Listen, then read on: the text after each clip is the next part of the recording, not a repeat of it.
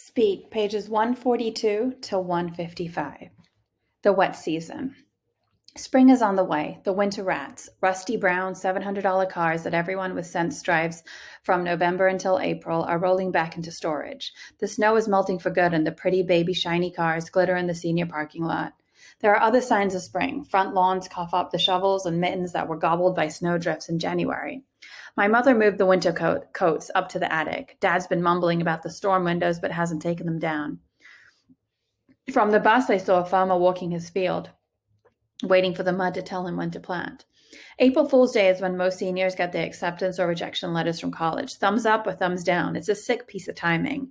Tensions are running high. Kids drink pink stomach medicine from the bottle. David Petrakis, my lab partner, is writing a database program to track who got in where.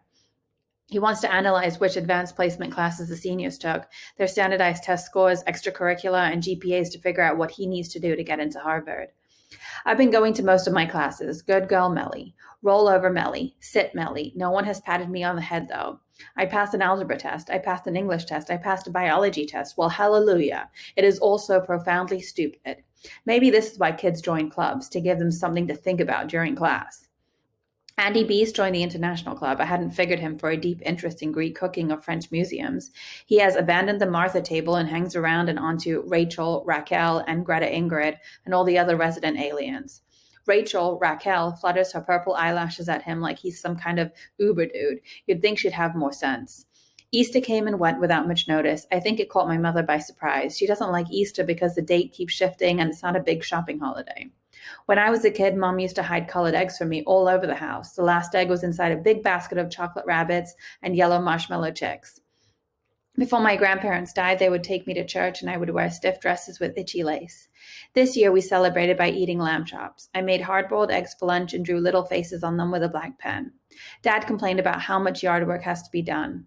Mom didn't say much. I said less. In heaven, my grandparents frowned. I sort of wished we had gone to church. Some of the Easter songs are pretty. Spring break. It is the last day of spring break. My house is shrinking and I feel like Alice in Wonderland, afraid that my head might burst through the roof. I head for the mall. I have $10 in my pocket. What to spend it on? French fries, $10 worth of French fries, ultimate fantasy. If Alice in Wonderland were written today, I bet she'd have a supersized order of fries that said eat me instead of a small cake. On the other hand, we're rushing towards summer, which means shorts and t-shirts and maybe even a new bathing suit now and then. I walk past the deep fat fryers. Now that spring has passed, the fall fashions are in the store windows. I keep waiting for the year when the fashions catch up to the seasons. A couple of stores have performance artists hanging at the front door. One guy keeps flying a stupid loop-the-loop airplane. A plastic-faced woman keeps tying and retying a shawl. No, now it's a skirt. Now it's a halter top. Now it's a headscarf. People avoid looking at her as if they aren't sure if they should applaud or tip her. I feel bad for her. I wonder what her grades were in high school. I want to give her a tip, only it would be rude to ask if she has change for a 10. I ride the escalator down to the central fountain where today's entertainment is face painting. The line is long and loud. 6-year-olds and their mother. A little girl walks past me. She's a tiger. She's crying about ice cream, and she wipes her tears. Her tiger paint smears, and her mom yells at her. What a zoo. I turn. Ivy is sitting on the edge of the fountain, a giant sketchbook balanced on her knees. She nods toward the line of whiners and the face painters furiously coloring stripes, spots, and whiskers. I feel bad for them, I say. What are you drawing? Ivy moves so I can sit next to her and hands me the sketchbook. She's drawing the kids' faces. Half of each face is plain and sad. The other half is plastered with thick clown makeup. That is fake happy. She hasn't painted any tigers or leopards. The last time I was here, they were doing clown faces. No such luck today, Ivy explains. Looks good, though, I say. It's kind of spooky. Not creepy, but unexpected. I hand back the sketchbook. Ivy pokes a pencil into her bun. Good, that's what I'm trying for. That turkey bone thing you did was creepy, too. Creepy in a good way. Good creepy. It's been months, and I'm still thinking about it. What am I supposed to say now? I bite my lip, then release it. I pull a roll of lifesavers from my pocket. One apiece? She takes one. I take 3, and we suck in silence for a moment. How's the tree coming? She asks. I groan. Stinks. It was a mistake to sign up for art. I just couldn't see myself taking woodshop. You're better than you think you are, Ivy says. She opens to an empty page in the sketchbook. I don't know why you keep using a linoleum block. If I were you, I'd just let it out. Draw. Here, try a tree. We sit there trading pencils. I draw a trunk, Ivy adds a branch. I extend the branch, but it's too long and spindly. I start to erase it, but Ivy stops me. It's fine the way it is. It just needs some leaves. Layer the leaves and make them slightly different sizes, and it will look great. You have a great start there. She's right. My life as a spy. Rachel Raquel has lost her mind. She has flipped. She went to the movies with Andy Beast and her exchange friends, and now she follows after him, panting like a Bichon Frise. Where's her buddy? Where is her buddy Greta Ingrid draped around his neck like a white scarf? When he spits, I bet Rachel Rachel catches it in a cup and saves it. Rachel Raquel and some other twit natter about the movie date before Mrs. Stepman starts class. I want to puke. Rachel Raquel is just Adenis and Andy this and Andy that. Could she be more obvious? I close my eyes to her stupid asthmatic laugh and work on the homework that was due yesterday. It is usually easy to do homework in class because Mrs. Stepman's voice creates a gentle white noise sound barrier. I can't do it today. I can't escape the argument circling my head. Why worry about Rachel Raquel? He'll hurt her. Had she done a single decent thing for me the whole year? She was my best friend through middle school. That counts for something. No, she's a witch and a traitor. She didn't see what happened. Let her lust after the beast. I hope he breaks her heart. What if he breaks something else? When class is over, I slide into the middle of the pack, pushing out the door before Mrs. Stepman can bust me for the homework.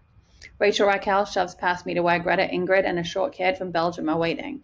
I tail them, always keeping two bodies between us like the detectives on television. They're on their way to the foreign language wing. That's no surprise. The foreign kids are always there, like they need to breathe air scented with their native language a couple times a day, or they'll choke to death on too much American.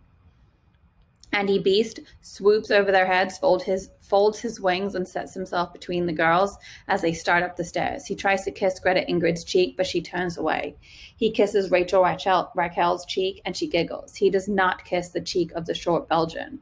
The Belgian and the Swede wave ciao at the office of the foreign language department. Rumor has it that there is an espresso maker in there. The friendly momentum keeps Rachel Raquel and Andy walking all the way to the end of the hall. I face a corner and pretend to study algebra. I figure that's enough to make me unrecognizable. They sit on the floor, Rachel Raquel in a full lotus. Andy steals Rachel Raquel's notebook. She whines like a baby and throws herself across his lap to get it back. I shiver with goosebumps. He tosses the notebook from one hand to the other, always keeping it just out of reach. Then he says something to her. I can't hear it. The whole sounds like a packed football stadium. His lips move poison. And she smiles, and then she kisses him wet. Not a Girl Scout kiss. He gives her the notebook. His lips move. Lava spills out of my ears. She is not any part of a pretend Raquel chick. I can only see third grade Rachel who liked barbecue potato chips and who braided pink embroidery thread into my hair that I wore for months until my mom made me cut it out. I rest my forehead against the prickly stucco. Thin atmosphere. The best place to figure this out is my closet, my throne room, my foster home. I want a shower. Maybe I should tell Greta Ingrid. My Swedish isn't good. I could talk to Rachel. Yeah, right. I could say I'd heard bad things about Andy. It would only make him more attractive. I could maybe tell her what happened, as if she'd listen. What if she told Andy? What would he do? There isn't much room for pacing. I take 2 steps, turn 2 steps back. I bang my shin against the chair. Stupid room. What a dumb idea, sitting in a closet like this. I flop in the chair. It whooshes out old janitor smells, feet, beef jerky, shirts left in the washer too long. The turkey bone sculpture gives off a faint rotting odor. 3 baby food jars of pot puree don't make a dent in the stink. Maybe there's a dead rat decomposing on the wall, right near the hot air vent. Maya Angelou watches me, 2 fingers on the side of her face. It is an intelligent pose. Maya wants me to tell Rachel. I take off my sweatshirt. My t-shirt sticks to me. They still have the heat running full blast, even though it's warm enough to crack open the windows. That's what I need, a window. As much as I complain about winter, cold air is easier to breathe, slipping like silver mercury down my lungs and out again. April is humid, with slush evaporating or rain drizzling, a warm, moldy washcloth of a month. The edges of my pictures curl in the damp. There has been some progress in this whole tree project, I guess. Like Picasso, I've gone through different phases. It's a confused period when I wasn't sure what the assignment really was, the spaz period when I couldn't draw a tree to save my life, the dead period when all the trees looked like they had been through a forest fire or a blight. I'm getting better. Don't know what to call this phase yet. All these drawings make the closet seem smaller. Maybe I should bribe a janitor to haul all this stuff to my house, make my bedroom more like this, more like home. Maya taps me on the shoulder. I'm not listening. I know. I don't want to hear it. I need to do something about Rachel, something for her. Maya tells me without saying anything. I stall. Rachel will hate me. She already hates me. She won't listen. I have to try. I groan and rip out a piece of notebook paper. I write her a note, a left-handed note, so she won't know it's from me. Andy Evans will use you. He is not what he pretends to be. I heard he attacked a 9th grader. Be very, very careful. A friend. RS. Tell Greta Ingrid too. I don't want the Swedish supermodel on my conscience either. Growing pains. When Mr. Freeman is a jerk. Instead of leaving me alone to find my muse, a real quote, I swear, he lands on the stool next to me and starts criticizing. What is wrong with my tree? He overflows with words describing how bad it sucks. It's stiff, unnatural, it doesn't flow. It's an insult to trees everywhere. I agree. My tree is hopeless. It isn't art. It's an excuse not to take sewing class. I don't belong in Mr. Freeman's room any more than I belong in the Martha's or in my little girl pink room. This is where the real artists belong, like Ivy. I in the linoleum block to the garbage can and throw it in hard enough to make everyone look at me. Ivy frowns through her wire sculpture. I sit back down and lay my head on the table. Mr. Freeman retrieves the block from the garbage. He brings back the Kleenex box too. How could he tell I was crying? Mr. Freeman, you are getting better at this, but it's not good enough. This looks like a tree, but it is an average, ordinary, everyday, boring tree. Breathe life into it. Make it bend. Trees are flexible, so they don't snap. Scar it. Give it a twisted branch. Perfect trees don't exist. Nothing is perfect. Flaws are interesting. Be the tree. He has this ice cream voice like a kindergarten teacher. If he thinks I can do it, then I'll try one more time. My fingers tip over to the linoleum knife. Mr. Freeman pats my shoulder once, then turns to make someone else miserable.